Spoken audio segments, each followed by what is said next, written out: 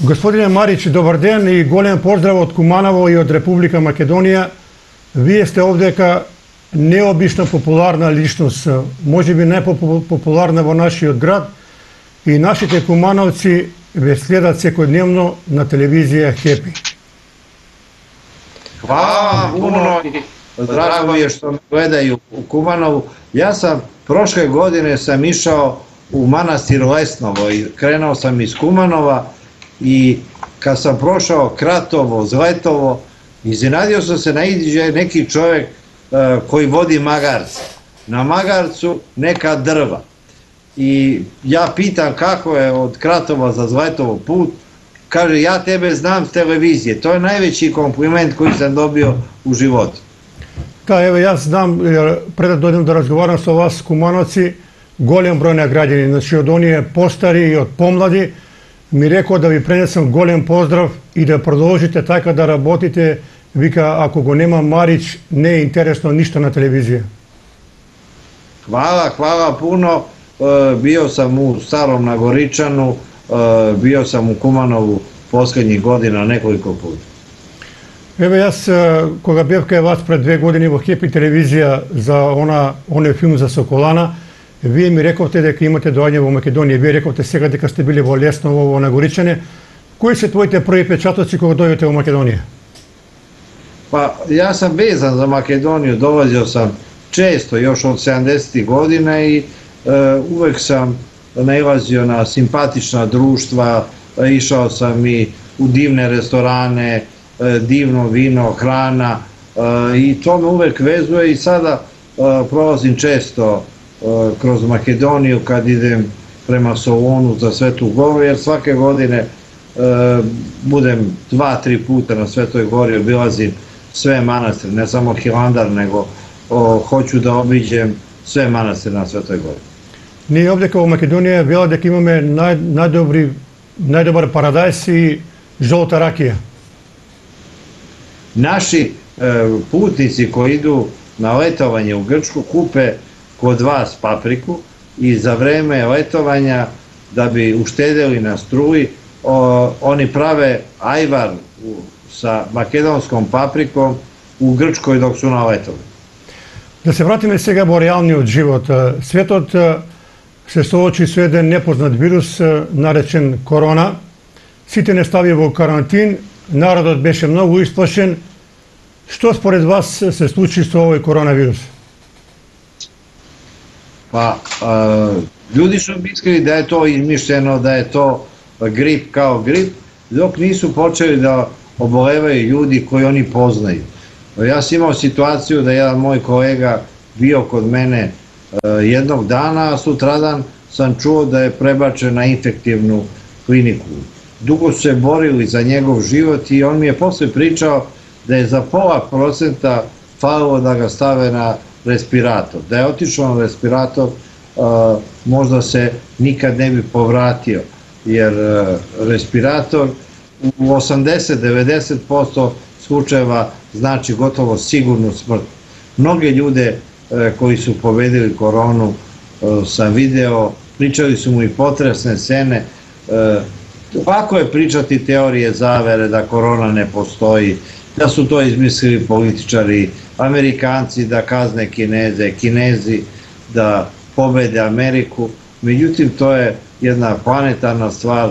Čitavo čovečanstvo po prvi put je stalo zbog korone, a nije stalo ni zbog atomske bombe, ni zbog raznih tsunamija, kataklizmi, zemljotresa, ratova. Ovo je prvi put da je čitava planeta stala.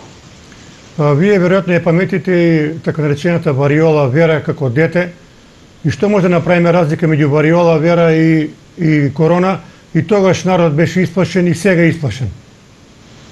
Variola vera je bila opaka bolest. Sigurno da korona nije takva bolest. Korona nije ni kolera, ni kuga, ni variola vera.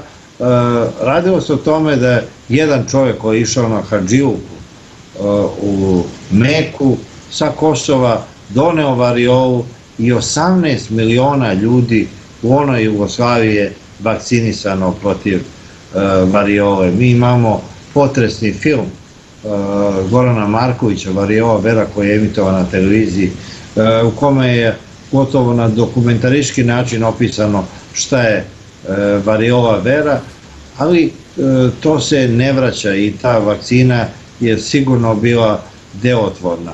Ja se sećam da je već tada policija i vojska na ulasku u Beograd zaustavljala ljude, tenkovi su bili, svim sredstvima su se ljudi borili protiv variole vere i preživeli ljudi koji su pobedili variolu veru, upravo su bili ljudi u ozbiljnim godinama koji su se suprotstavili koronavirusu i zato su efekti bili tako dobri. I ono što je interesno, variola vere je bila sa pogolima smrtnost od korona. Neuporedivo je bila veća smrtnost i to je bila jedna od najstrašnijih bolesti u istoriji čovečanstva. Prije svega da ne kažete kako izgleda сега светот после ова пандемија на коронавирусот, не знаеме кога ќе престане, меѓутоа веќе се шпекулира дека ќе има нови турбуленции во светскиот поредок. Pa govori se da će novi talas možda biti jači, ne slabiji. Imamo slučaj Italije gde je prvi talas bio slabiji, a onaj drugi bio jači i katastrofalan sa mnogo smrtnih ishoda. Sada se vraća taj drugi talas u Srbiju i vidimo po Vranju da to i nisu, to je vaša neposredna blizina, da nije to toliko jako, da je Srbija prošla taj pik i da ovaj talas koronavirusa može da se lako otrpi na nogama. Vi imate една интересна теза како дојде корона во Србија. Кој ја донесе? Pa, legenda ili istina o tome je da su koronu donele dve prostitutke koje su bile poslovna pratnja jednog italijanskog biznismena koji je iznajmio jedan luksuzan stan u Knez Mihajlovoj ulici. I one su to širile dalje i za čas je ceo Beograd bio oboleo. Interesantno je da su u Vojvodinu koronu doneli neki biznismeni koji su bili na Fashion Weeku, na tom sajmu mode u Milanu.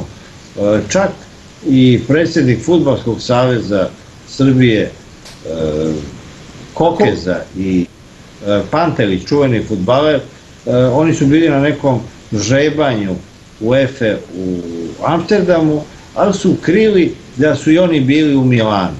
I na kraju, kad su oboleli od korone, morali su da priznaju da su se i oni zarazili u Milanu, gde je bio centar zaraze u tom trenutku. Како е можда, еве сега се зборува дека имало повеќе видови на корона, еден бил многу смртоносен, друг послабо смртоносен, како вие тоа го објаснувате? Pa, lekari su govorili da su i oni bili iznenađeni. Dođe čovek, nema nikakve simptome, iako je pozitivan na testu za koronu. I oni misle da ga puste čim bude 2 puta negativan, međutim kao u nekom vrtlogu njemu pozli, oni ga prebace na respiratore i često je to bio kraj. Ni lekari nisu znali šta je koronavirus. U početku su mislili da je to stvarno grip. Međutim, to je jedna opaka bolest, mada neki kažu da u Srbiji je neuporedivo više umrlo ljudi prošle godine nego ove kad je korona bila. Вашиот прочен доктор Несторовиќ рече дека сите оние кои имаат примерно БСЖ вакцина на некој начин биле заштитени од коронавирусот. Očigledno da BCG vakcina koju smo mi dobili protiv tuberkuloze, nekad je tuberkuloza bila najrazornija bolest u Srbiji, mnogo ljudi je stradalo i kad je izmišljena vakcina, ta bolest je potpuno iskorenjena. Ali mi smo kao deca još na izlasku iz porodilišta dobijali BCG vakcinu i pokazalo se da je ona veoma efikasna protiv korone, kao što su i neki lekovi za koje se verovalo da su za druge bolesti, na primer taj hlorokin koji je antimalarik, koji sam ja pre nekoliko godina dobijao kad sam imao problem s kolenom kao lek protiv reumatizma, kao protiv artritisa. Taj lek se pokazao kao veoma delotvoran, to je bio jeftin lek koji se prodavao u srpskim apotekama i Amerikanci su masovno počeli da ga koriste i Donald Trump je bio njegov najveći reklamer, a onda je farmakomafija zaključila da je to mnogo jeftin lek za koronu, da treba izmisliti mnogo skuplji lek koji košta bar $200. Da, francuski lekar Didier Raoult već je go primjenjivao, to je hlorokin na mnogo pacijenti i ima dobri rezultati, pa se nadevamo дека тој ќе добие масовна употреба, бидејќи вие веќе во Галеника го произведувате hlorokin. Hlorokin se proizvodio ovde mnogo ranije, čak su ovde proizvođeni pre 20-30 godina i respiratori, ali neko je u Nišu, pre nego što je uništena, zaključio da se to ne isplati i evo, posle toliko decenija Srbija je ponovo u stanju da pravi respiratore, a znali smo koliko je bilo teško nabaviti respiratore kad su se najmoćnije zemlje sveta u Kini otimali i Nemačka i Amerika. Ispostavilo se da je Amerika otela neki avion koji je išao iz Kine prema Americi negdje na aerodromu u Bankoku sa medicinskom pomoću i Amerikanci to odvezli u Ameriku. Kinezi nisu mogli ništa da zaustave. Лично, дали се ви плашите кога дојде коронавирусот? Имате ли страв? Pa ja nisam čovjek koji se plaši i smatrao sam da ako sam tolike smrtne opasnosti preživeo, valjda ću i tu koronu. Добро. Како во телевизија Хепи течеше работниот процес додека имаше коронавирус? Вие сигурно сте направили некоја реорганизација внатре да нормално функционира телевизијата? Neki su radili od kuće, neki nisu dolazili na posao, mnoge emisije koje su imale publiku su prepakovane u ćirilici, nije bilo publike od kad je počela korona, ne snimamo neke emisije u kojima ima mnogo statista. Prilagodili smo se ovom dobu i jedno vreme korona je bila jedina tema koju su gledalci hteli da gledaju. Ništa drugo gledalce nije interesovalo, jer ovo je bila borba za život. Evo sad se sve promenilo i sad gotovo korona nikog ne interesuje. Дали после корона ќе се јава и други болести, например од психичка природа? Ja često zovem psihijatre koji govore da će teže biti posle korone nego za vreme korone. Mi ćemo nekad sa nostalgijom da se sećamo korone, jer ovo šta će biti posljedica korone, mada se mi ponašamo kao da korone i nikad nije ni bilo, jer mi ne volimo da se sećamo ružnih stvari. Pred nama je ozbiljna ekonomska situacija, vidjet ćemo šta će se dešavati, mogući su i planetarni sukobi. Nije svet isti kao pre korone i Mihail Ulebek, čuveni francuski pisac koji je napisao roman Virus, koji je kao trasirao opasnost od korone, rekao sve će biti isti, samo mnogo gore. Што ние може да очекуваме овдека на Балканот после оваа пандемија? Дали оваа корона ќе не повеќе зближи сите нас? Pa ja sam mislio da će korona da nas pomiri, jer u jednom času niko nije više napadao Srbiju, jer govorili su treba nam Srbija, treba nam brašno iz Srbije, trebaju nam poljoprivredni proizvodi. Međutim, kako je korona prošla, ponovo su krenule hajke na Srbiju i iz Crne Gore, i iz Sarajeva, i ko zna odakle. Вие потекнувате од едно мало градче во Србија, Горњи Милановац. Како го поминувате детството во родниот град? Pa, ja sam rođen u Gornjem Milanovcu, došao sam na studiju u Beograd i bio se iznenađen da je korona stigla čak i u Gornji Milanov. Majka mi se javila i rekla mi je ko je u komšiluku zaražen koronom. Očigledno da od korone ne može da se pobegne. Ona je ljude našla i na Baliju, i na Maldivima, i na Karibima, evo i u Gornjem Milanovcu. Znači, niko nije mogao da se sakrije od korona. Da li veruješ дека во декември ќе се врати корона? Pa ja bih volio da se korona ne vrati, ali neki lekari kažu da ćemo moći da živimo sa koronom. Mi živimo sa svim tim virusima koji dolaze, vraćaju se, nekad su jači, nekad su slabiji. Možda bolujemo od mnogih bolesti, ali to i ne osetimo. Očigledno da imamo imunitet i da tim antitelima se branimo od tih opasnih bolesti. Доктор Нештороvić, многу пати има гостувано кај вас и вели дека мора да пиеме секој ден цинк и С витамин.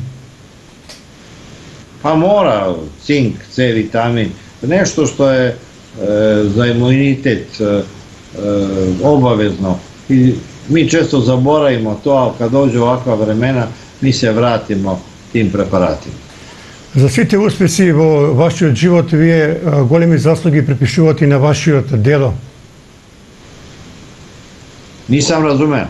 Велам, за сите ваши успеси, оние почетни чекори во животот, вашиот дедо ви даде многу позитивни работи како да се однесувате во животот. Pa da, on je prvi mene uputio u knjige. Ja sam nosio kao mali knjige u nekom koferu koji on donao iz zarobljeništva. Ja sam to čitao, bio sam možda i povučen u detinjstvu, a onda kad sam pošao u školu, ja sam svaki dan svraćao u gradsku biblioteku i čitao ne samo knjige, nego novine iz cele ondašnje Jugoslavije, čak i na slovenačkom iz Ljubljane. Како беше во Белград кога дојдовте прв пат на факултетот за новинарство на политичките науки? Како вие го видовте Белград во тоа време? Pa Beograd je za mene bio izazov, onda sam ja u najranijem detinjstvu dolazio u Beograd i ja sam želeo da uspem u Beogradu, ali želeo sam da budem veći gospodin od rođenih Beograđana, da se ponašam kao neki princ. U to vreme morao si da zaslužiš da budeš Beograđanin. Kad bi Beograđanin došao negde u unutrašnjost Srbije, on je bio neka viša rasa, viša klasa. Svi su mu se divili, jer on je po profesiji Beograđanin. Ja sam želeo da budem veći Beograđanin od Beograđana. Nije to bilo ono kasnije vreme kad su došli divlji da pokore pitome. U to vreme sramota je bilo biti prost, primitivan. Svi su želeli da budu veća gospoda od svih koje su upoznali. Kasnije je prostota zasenila sve vaspitanje i sve ono što smo naučili. Во тоа време ги запознавате вашите три најомилени ликови, Момо Капор, Милош Стрелјански и легендарниот Драган Джајич. Тоа се вашите идоли. Ja sam njih sve za mesec dana upoznao. To je meni bio san. Ja ne znam ni kako sam došao na modnu reviju Pierre Cardena. Imao sam to matursko odelo i nekako sam uspio da se ubacim. Ja ne znam ni kome je pustio, valjda se neko sažalio, video dečka. Црвена звезда во тоа време имаше неверојатно силен тим со Ачимовиќ, со Богичеви, со Джајич. Одевте ли на тие напревари на Маракана? Ja sam išao na sve utakmice kao student i moje studiranje se poklopilo sa tim šampionskim timom Crvene zvezde koji je bio verovatno najbolji u Evropi i koji je tragično prošao u Atini na toj utakmici sa Panathinaikosom. Da li su bili otrovani, da li je Tito prodao šampionsku titulu Zvezdinu, trebala je Zvezda da u finalu igra protiv Ajaksa, da je uspela, to bi bila prva Zvezdina evropska titula pre one u Bariju. Išao sam na svaku utakmicu i kad je bio sneg i led i -20, ništa nije moglo da me zaustavi da bi otišao na utakmicu Crvene Zvezde. A vjerojatno ga pametite i legendarni Miljan Mijenić, narečen Čiča. Družio se sa Miljanićem, to je bio veliki čovek, u raznim periodima njegovog života sam prijateljevo s njim. To je bilo zabavno, recimo mi sedimo u taksiju, idemo negde, a u drugom taksiju ide ciganski orkestar koji nas prati i svira nam na svakom semaforu. A gospodine Marić, во тоа време кога играше Црвена звезда, стадионот на Маракана беше полн. За жал, денеска немаме полни стадиони, не само во Србија, туку во Македонија, некако фудбалот многу ниско падна. Pa nisko pada, ali bilo je veliki fudbalera koji su igrali u velikim klubovima po Evropi. Nažalost, ovde se slabo igra. Međutim, evo, ja navijam za Hrvatsku koja je uspela da bude i treća i druga na svetu i ja to pozdravljam. Evo, Luka Modrić je veliki fudbaler Real Madrida. Žao mi je što Luka Jović nije napravio ni sličnu karijeru. Во тоа време во Белград влегувате во многу силни интелектуални кругови, а го запознавате на некој начин и покојниот премиер Зоран Џинџиć. Pa, Zoran Đinđić je bio jedan od najinteresantnijih mladih intelektualaca u Beogradu. Veljko Korać, njegov profesor filozofije, mi je prvi skrenuo pažnju na njega, jer kad me upoznao, on je video šta ja pričam, kaže, imam jednog studenta koji je isti kao ti, stariji od tebe, i on hoće da smeni Tita. I ti hoćeš da smeniš Tita, red je da se upoznate pa da to zajedno uradite. Кога дојдете во Дуга да работите прв пат, како беше во таа новинска агенција? Pa ja sam došao u Dugu kao mlad momak i bio sam atrakcija jer su Brana Crnčević, Momo Kapo i ostali uspeli da meni obezbede da se štampa ono što sam napisao. A kad se nametneš sa svojim stilom, kad ne izlaze tvoji osakaćeni tekstovi koji su kao i svi drugi, onda vrlo brzo postaneš neko ime. Ja sam već sa 20-22 godine bio čuveni novinar u onoj velikoj Jugoslaviji. Ne mogu da zaboravim scenu kad mi je na Sterinom pozorju u Novom Sadu čuveni pozorišni režiser Žož Paro rekao kako Krleža čita meni. Ja nisam mogao da verujem da Krleža čita jednog dečaka od 20 godina i čak me je pozvao da kad budem dolazio u Zagreb svratim kod njega. Ja nisam mogao da verujem da to istina. Ono što je posebno interesno во вашата богата кариера, 1987 година ја издавате книгата Деца комунизма, која предизвика голем, огромен интерес во јавноста. Долго време ја подготвувавте таа книга. To je bila velika atrakcija u onoj velikoj Jugoslaviji, to je bila jedna od prvih jeretičkih knjiga. Srećom izašla je leti pa su je čitali u normalnoj atmosferi. Da su je čitali u proleće ili jesen, verovatno bi knjiga bila zabranjena, ja bi završio u zatvoru. Dobro sam prošao, čak sam i zaradio i onda sam krenuo na put oko sveta, bio sam gladan sveta, putovao sam u Ameriku na stipendiju, obišao sam najveće univerzitete, najveće arhive. Mislio sam da ću svake 3-4 godine da izađem s takvom knjigom i da ću tako živeti putujući po svetu. Međutim, izbije ovaj tragičan rat 90-ih, ništa nije bilo kao ranije. Prevedena je knjiga na nekoliko jezika, ali nije to bila ta svetska slava kako sam ja očekivao. Pogotovo što sam dolazio iz Srbije, nije bilo lako biti pisac iz najoklevetanijeg naroda, tako da sam nastavio da se bavim novinarstvom u Dugi, bio sam glavni urednik Duge koja je bila veoma popularna u to vreme i ja sam uspeo da za Dugu pišu istovremeno i Mira Marković i Zoran Đinđić. Oni su imali stalne kolumne, ali nju su veoma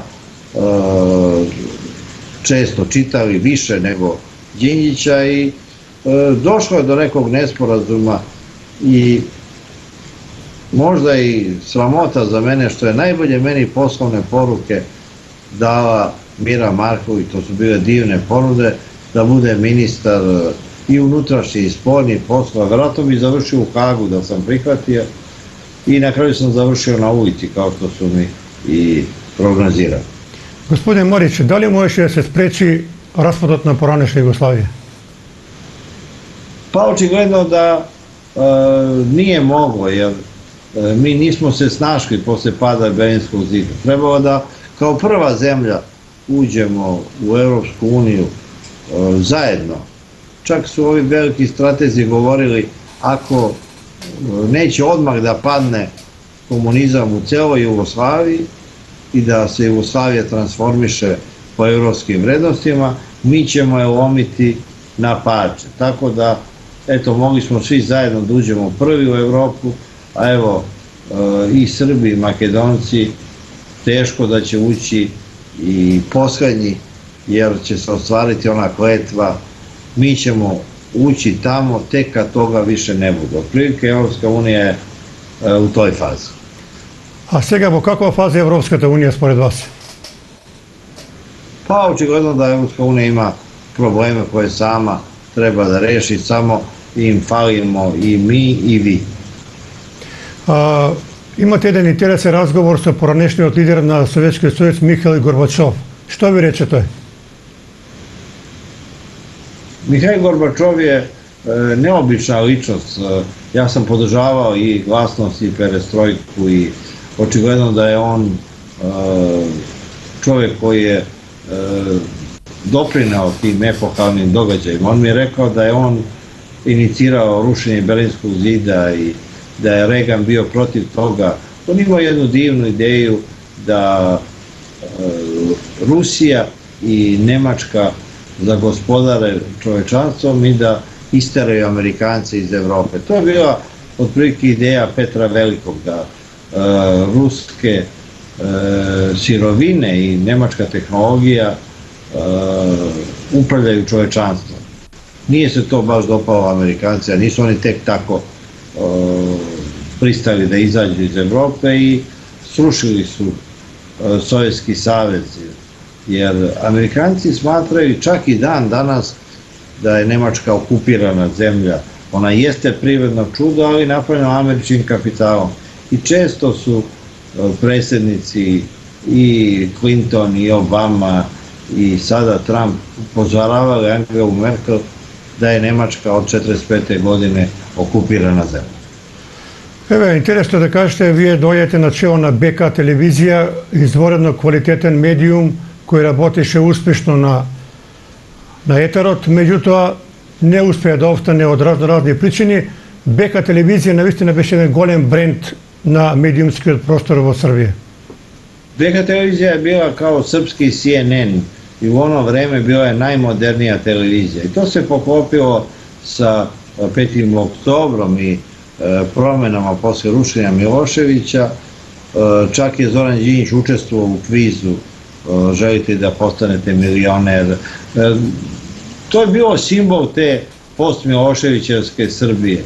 I posle smrti Zorana Đinđića i posle povratka Srbije natrag desilo se da je propala i BK televizija i umesto BK televizije stvoreni su razni kanali koji ni izbliza nisu bili na nivou kao što je bila BK televizija, ali na glavnim pozicijama na svim današnjim televizijama su ljudi koji su radili na BK televiziji.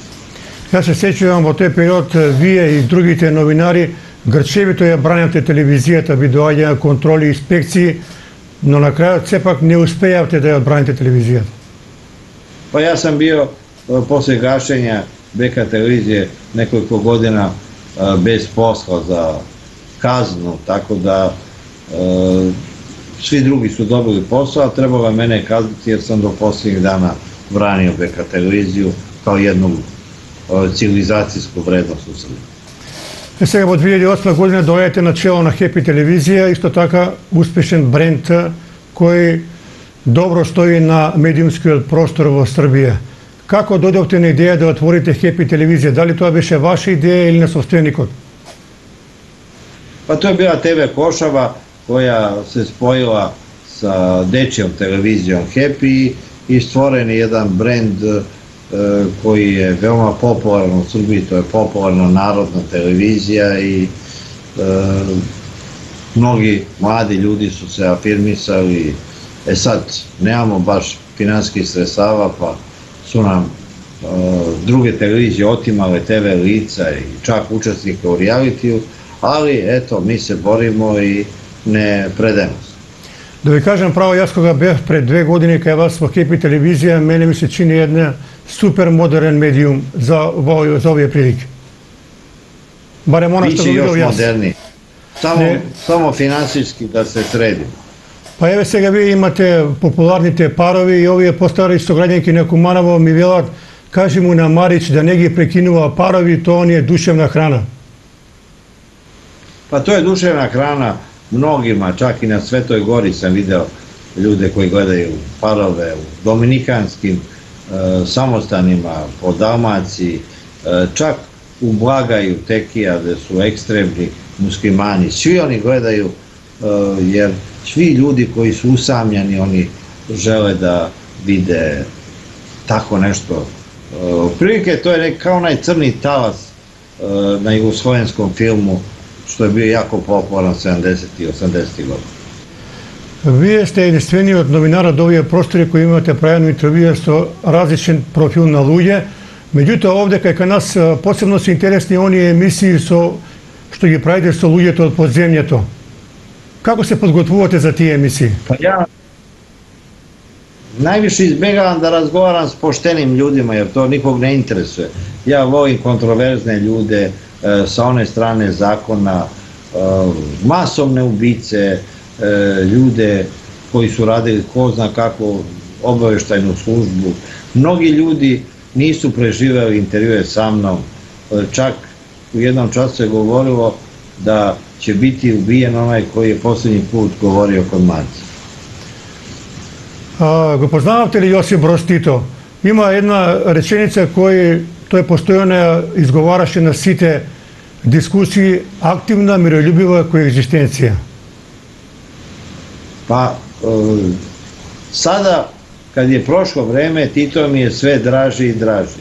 U vreme njegovog života ja sam bio narodni neprijatelj, čak nisam bio ni na njegovoj sahrani, jer tadašnji glavni urednik Duge mi je rekao beži, ti ćeš negde da kažeš nešto, završi u zatvoru i ja te neću moći da izvadim tek do posle sahrane. Tako da sam valjda jedan od retkih građana Jugoslavije koji nije prisustvovao Titovoj sahrani. Многу пасти во животот сте биле загрозени од разни структури. Сега кога ќе направите ретроспектива, како се чувствувате после сите тие работи?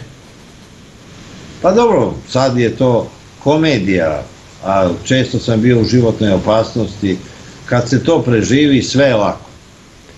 Ви имаат многу луѓе претено, односно ве предупредувале дека ќе ве ликвидираат и така натаму, меѓутоа вие во ниту еден момент се немате Je плашено. pretio Željko Arnautović, Arka, najopasniji Srbin.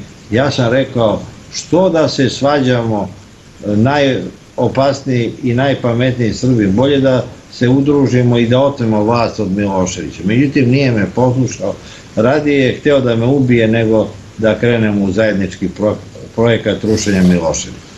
Господине Мариче, кога ќе направиме сега моментален пресек на новинарството на овие простори, има ли според вас објективно новинарство или реално, како ние викаме на Балканот? Pa to kao nezavisno, objektivno, to su ljudi koji bi voleli da ih čitaju, jer uvek može da se otme sloboda. Niko neće da ti da slobodu, nijedna vlast. sloboda u novinarstvu se otima. Kad smo pisali za novine, mi smo naučili da pišemo između redova, da nas nigde ne provale na čijoj smo strani. Tako da ta veština mi i sada pomaže. Živimo u raznim režimima, svi nam obećavaju slobodu, a svi bi nam tu slobodu najradije uzeli. Poznavate li neki ljudi od vremena komunizma do Makedonije? Znao sam mnoge ljude, mnogi novinari su postali u Makedoniji, predsjednici, premijeri, tako da sam mnoge poznavao, čak Milčo Mančevski mi je bio drug. Georgijevski je pisao kao dopisnik Duge, on je bio mladi pesnik erotske poezije, tako da bilo je tu svega i imao sam dosta prijatelja u Makedoniji. Ние од Куманово овде имаме, ние сме редов град кој имаме двајца олимпици во бокс, Реджеповски и Руселски, а вие Аце Руселски многу добро го познавате и веројатно ги паметите сите негови мечеви. Jesam, pratio sam Ace Rusevskog i jednom mi se javio, kaže, ja sam sad najveći šaner u Evropi, kaže, imam najbolja odela, hoćeš da ti ostavim 10 pari odela. Ja sam rekao, Ace, ne trebaju mi odela, šta će mi to kao odela? Ma, kaže, ja sam šef svetske mafije. Да ви кажем право, и сега кога ќе излегува Аце во чаршија, тој е најелегантно облечен господин човек. On je hteo i mene da napravi čoveka, da mi da neka lepa odela i šteta što to nisam iskoristio. Дали е точно дека спиете само 4 часа, а повеќе сати работите во текот на денот? Ja sam 24 sata pod video nadzorom i evo, već me čeka drugo uključenje za neku televiziju u regionu, tako da pozdravlja građane Makedonije, Kumanovo i nadam se da će ove granice biti otvorene pa se uskoro vidimo. Ja više nemam šta da kažem pošto već idem na novi link. На нови линк, на ново вклучување. Јас кога ќе подготвам сега мојата книга за Соколана, доаѓам кај тебе во Хепи и да ја промовираме. Dođi, vidimo se, nastavit ćemo ovaj rad. Господине Марич, среќно и се најубаво. Hvala puno.